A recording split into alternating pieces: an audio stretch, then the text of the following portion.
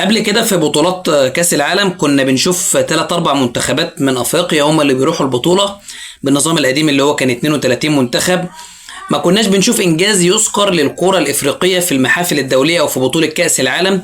يمكن كان الانجاز الابرز هو وصول غانا لدور الثمانية في المونديال بتاع اوروجواي، المونديال الشهير لكرة اليد بتاع سواريز. كانت غانا عملت ابرز انجاز، وكذلك السنغال ايضا في مونديال 2002. كان كل فين وفين، كل مونديال ومونديال فين وفين على ما بتوصل لانجاز، لحد ما جينا للانجاز الاخير التاريخي المنتخب المغربي في مونديال قطر 2022، وان المنتخب المغربي قدر يوصل للسيمي فاينال البطوله، وده حدث بيحصل لاول مره في تاريخ البطوله، منتخب افريقي منتخب عربي يوصل للنقطه دي من بطوله كاس العالم. لما دخلنا النظام الجديد اللي بيضم 48 منتخب، قال لك ان سواء افريقيا او اسيا كل قاره فيهم هيكون لها حظ في 9.5 من المنتخبات اللي هتشارك في بطوله كاس العالم. يعني انت بتتكلم في 9.5 من افريقيا، 9.5 من اسيا، ويصعدوا بطوله كاس العالم. طب الكلام ده يحصل ازاي؟ هقول لك. هو يحصل ان بعد ما تلاقي التسعه هنا والتسعه هنا، في منتخب هيخش ملحق ومنتخب هنا يخش ملحق ويصعد واحد في الاخر. ما علينا، كانت قصه وخلصت. وصعد منتخب من افريقيا عشان يكون 10 منتخبات افريقيه قدروا ان هم يروحوا لبطوله كاس العالم.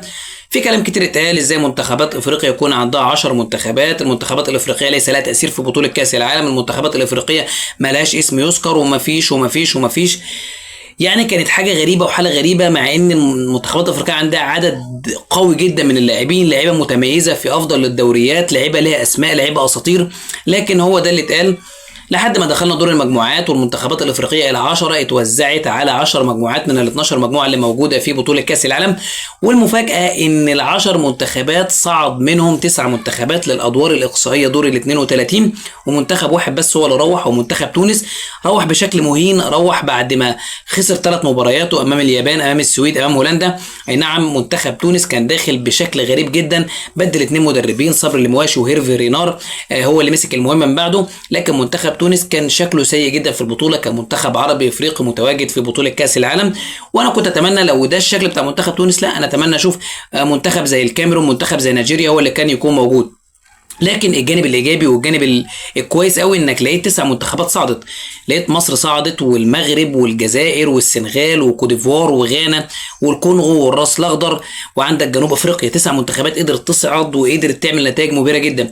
بتلاقي جنوب افريقيا بتصعد على حساب كوريا، بتلاقي ان مصر بتعمل نتائج ايجابيه مع بلجيكا، بتلاقي ان المغرب بتعمل نتائج ايجابيه مع البرازيل، بتلاقي ان الجزائر قدرت تصعد على حساب النمسا وتروح مع على حساب الاردن وتروح مع النمسا والارجنتين. بتلاقي ان الكونغو قدرت تصعد من مجموعه فيها البرتغال، بتلاقي ان غانا قدرت تصعد مجموعه فيها انجلترا، بتلاقي ان الراس الاخضر عملت مفاجاه وقدرت تصعد خلف المنتخب الاسباني.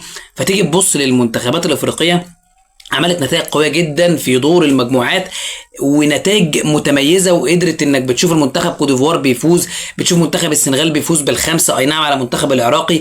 لكن انت بتتكلم المنتخبات الافريقيه قدرت تسجل 40 هدف، قدرت تكون لها حصيله ممتازه. لما يصعد 9 منتخبات من اصل 10، فانت بتتكلم على نسبه 90% من المنتخبات قدرت تصعد.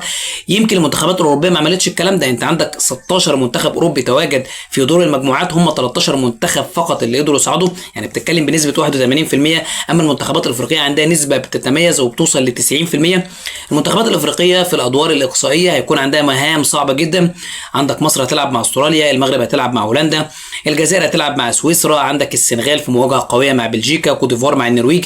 كلها مواجهات قويه، مواجهات شرسه، مواجهات عنيفه. بنتمنى التوفيق للمنتخبات العربيه الافريقيه والمنتخبات الافريقيه ايضا انها توصل لابعد نقطه ممكنه من البطوله، وان احنا نشوف لهم قدم في الادوار الاقصائيه، سيمي فاينال، فاينال، وباذن الله يقدروا يوصلوا لابعد نقطه ممكنه من البطوله. ويا ريت في النهايه كده تقولوا لنا ايه هو افضل منتخب عجبكم في البطوله لحد دلوقتي كمنتخب افريقي او منتخب عربي، وايه افضل لاعب وافضل اداء، وبتشوفوا مين اللي مواجهته تقدر توصلوا لبعيد. قولوا لنا اراءكم في التعليقات، ويا ريت تدوسوا لايك وتفعلوا زر الجرس وتشتركوا في القناه عشان يوصلكم كل جديدنا. والسلام عليكم ورحمه الله وبركاته.